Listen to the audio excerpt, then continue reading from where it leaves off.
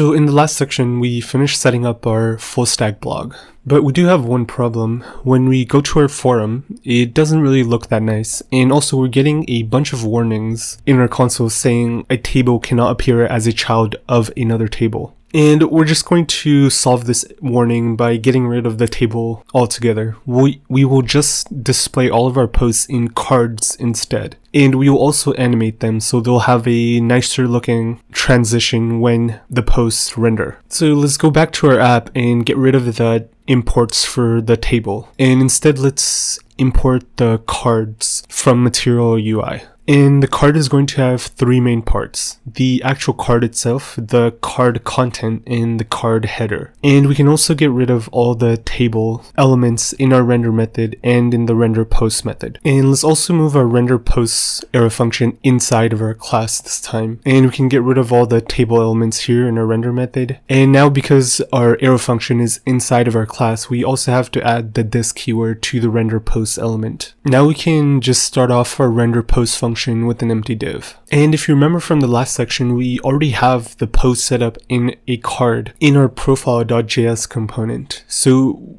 to save time, we can just copy and paste it from there. And really, we don't have to make any changes to this. On the contrary, we should keep it the same so that there is a certain level of symmetry between our profile dashboard and our forum. We can now begin to apply a basic transition animation to our post. So let's begin by wrapping everything in divs. And then to our divs, let's apply a style property. And then we need two properties of the style to animate our posts. We need opacity and transition. Opacity is really how faded an element looks. And how a animation transition is going to work is that the posts are going to start at 0, so they're going to be completely invisible, and then they're going to become less faded over the 2 seconds, which is what we specify in transition. So in transition, we write opacity 2s, 2 seconds ease. So essentially it's saying ease into the opacity over 2 seconds. And again, ease is what's known as a transition timing function. So ease basically says that it's going to start slow, then it's going to speed up a little bit and then end slowly. And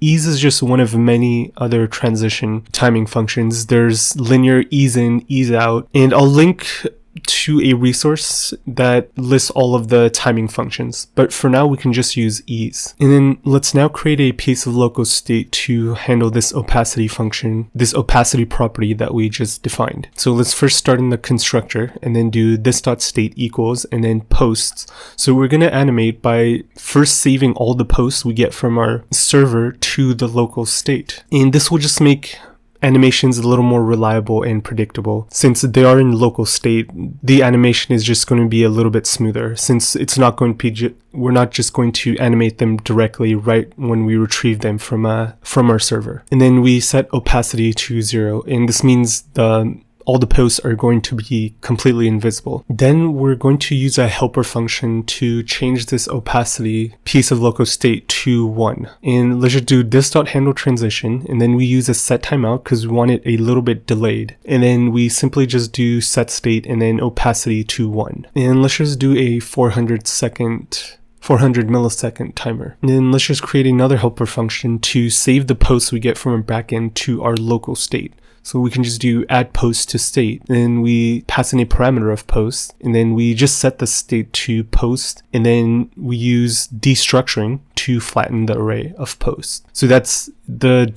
is a spread operator that just flattens our array, so we don't have an array within an array. And then we now need to call these functions, and we're going to do them in our component didMount lifecycle method. So we do this.handle transition first. Since it does have a 400 millisecond timer, we can put it ahead of the Axios request. Then we use our add post to state after the first .then statement. So we just do an arrow function, and then we do this.add post to state, and then we do this.props.post. Because remember, this is after our API request and after our dispatching of actions of the set post action. So since this is after we dispatch the set post action, our posts are already saved to the Redux store. So we can simply just access them with this.props.posts. And let's just fix a small typo here. Let's just get rid of that this keyword before handle transition. And this should be it. This is all we need to do to animate our posts. that we're getting from our database. And if we go to our forum, we see, yes, our posts are animating as we expected. Perfect. They're